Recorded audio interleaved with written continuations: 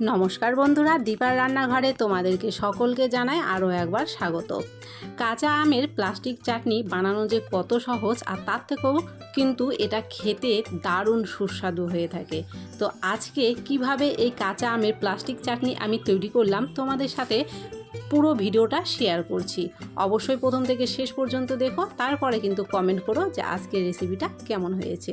তো চলো তোমাদেরকে দেখিয়ে দিই আজকের এই কাঁচা আম দিয়ে প্লাস্টিক চাটনি আমি কিভাবে তৈরি করলাম।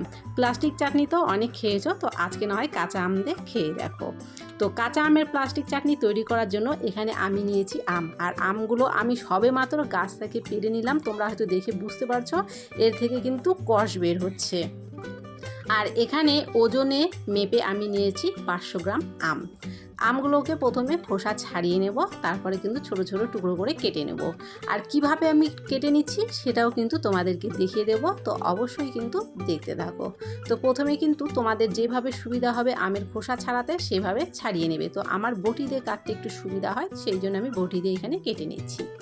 আমটাকে 4টা টুকরো করে নিয়ে তারপরে মাঝখানের যে বিচিটা সেটা ফেলে দিয়ে মুখের সাইডটা একটু কেটে বাদ দিয়ে দেখো এইভাবে কিন্তু আমগুলো কেটে নিতে হবে। এইভাবে কাটলে কিন্তু আমটা প্লাস্টিক চাটনি করার সময় সুন্দরভাবে এর মধ্যে মিষ্টির রসটা ঢুকে যাবে। আমগুলো কেটে কিন্তু সোজা জলে দিয়ে দিতে হবে, না হলে কালো হয়ে যাবে। তারপরে 5 থেকে 6 বার জল পাল্টে পাল্টে আমটাকে খুব ভালো করে ধুয়ে আমি একদম জলটা ঝরিয়ে নিয়েছি।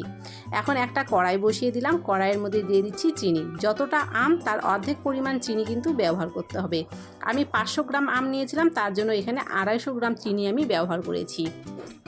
আর যতটুকু চিনি নিয়েছি তার থেকে অর্ধেক জল এখানটায় নিতে হবে। জলটা দেওয়ার পরে কিন্তু চিনিটা খুব ভালো করে ফুটে নিতে হবে। তো তোমরা দেখতে পাচ্ছ এখানে কিন্তু জলটা খুব ভালো করে ফুটে উঠেছে। এরকম অবস্থায় ধুয়ে রাখা আমগুলো এর মধ্যে কিন্তু দিয়ে দিলাম। এখন এখানে আরও কিছু উপকরণ ব্যবহার কিন্তু করতে হবে। প্রথমেই এখানে দিয়ে দিচ্ছি একটা তেজপাতা, আর এখন দিয়ে দিচ্ছি এখানে কাজু বাদাম। কাজু বাদামগুলোকে কিন্তু আমি মাঝ বরাবর খুলে নিয়েছি। এখন এখানে দিয়ে দেবো কয়েকটা কিশমিশ, আর স্বাদের জন্য দিয়ে দিচ্ছি মৌরি, আর লবণ দেব খুবই সামান্য পরিমাণ, আর কিন্তু বেশি কিছু লাগছে না। এবারে খুব ভালো করে নেড়েচেড়ে মিশিয়ে নেব।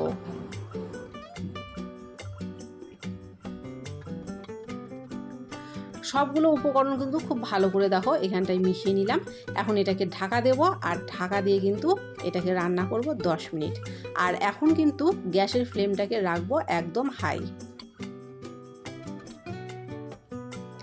10 মিনিট পরে আমি ফিরে এলাম, আর মাঝখানে কিন্তু আমি একবার ঢাকাটা খুলে নাড়াচাড়া করে দিয়েছিলাম। এখন দেখো তোমাদেরকে দেখিয়ে দিচ্ছি আমের ভেতরে কত সুন্দরভাবে কিন্তু মিষ্টির রসগুলো ঢুকে গেছে, আর আমগুলো কিন্তু সেদ্ধ হয়ে গেছে। আর দেখো আমগুলো কিন্তু ভেঙে যায়নি, যেরকমভাবে কেটেছিলাম ঠিক সেরকমভাবেই কিন্তু গোটা গোটা এখানটায় আছে।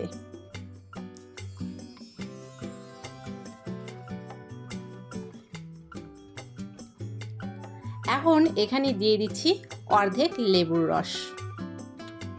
লেবুর রসটা দেওয়ার কারণে যখন আমের প্লাস্টিক চাটনিটা ঠান্ডা হয়ে যাবে তখন কিন্তু এটা জমে যাবে না, আর এর গন্ধটাও কিন্তু সুন্দর আসবে।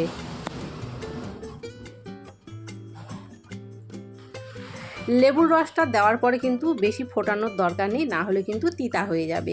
সামান্য একটু নেড়ে চেড়ে নেব, নেড়ে চেড়ে নিয়ে কিন্তু গ্যাসটা বন্ধ করে দেব।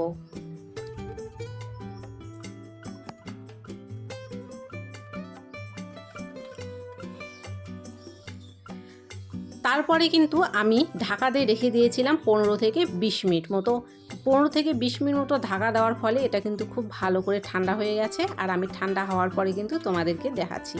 তো এখন আমের প্লাস্টিক চাটনিগুলো একটা প্লেটের মধ্যে বের করে নিচ্ছি। আমের প্লাস্টিক চাটনি তৈরি করার সময় এর মধ্যে কিন্তু কোনো রকমের হলুদ বা কোনো রকমের ঝাল লঙ্কা জাতীয় জিনিস কিন্তু এখানে ব্যবহার করা যাবে না।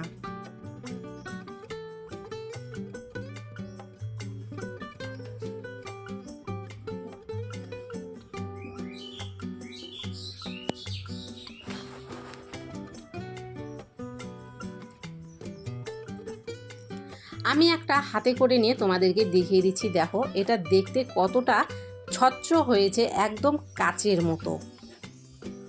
কাঠ যেরকম পরিষ্কার হয় ঠিক কিন্তু দেখো সেই রকম পরিষ্কার হয়েছে, আর কত সুন্দরভাবে সেদ্ধ হয়ে গেছে, কিন্তু ভেঙে যায়নি।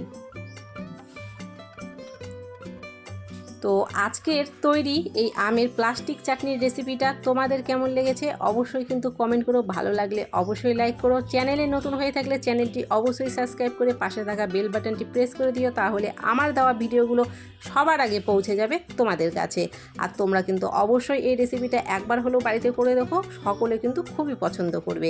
আর হাতের কাছে থাকা জিনিস দিয়েই কিন্তু হয়ে যায়, বেশি বাড়ন্তপূর্ণ কিন্তু জিনিস এখানে প্রয়োজন পড়ে না।